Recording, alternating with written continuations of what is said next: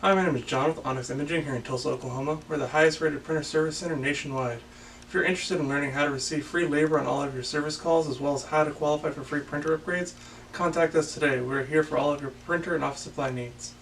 Today we're going to show you how to replace a drum in a Brother MFC-8860 printer.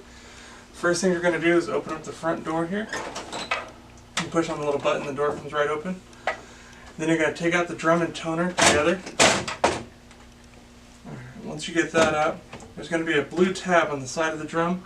You're going to push down on that little blue tab and lift the toner out of the old drum. We'll set the old one off to the side.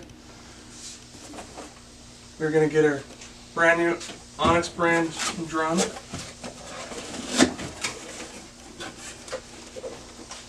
And inside of every Onyx brand drum you will get written instructions on how to replace the drum.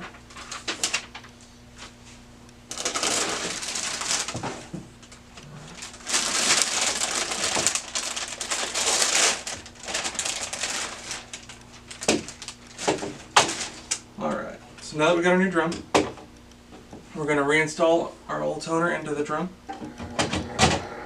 making sure it clicks into place. Once your toner's in the drum, you're going to want to, there's a little blue tab at the top of the drum.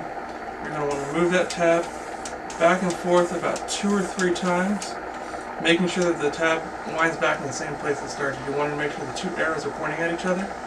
Once you do that, reinstall the toner and drum inside the printer. Make sure it's fully seated inside the printer.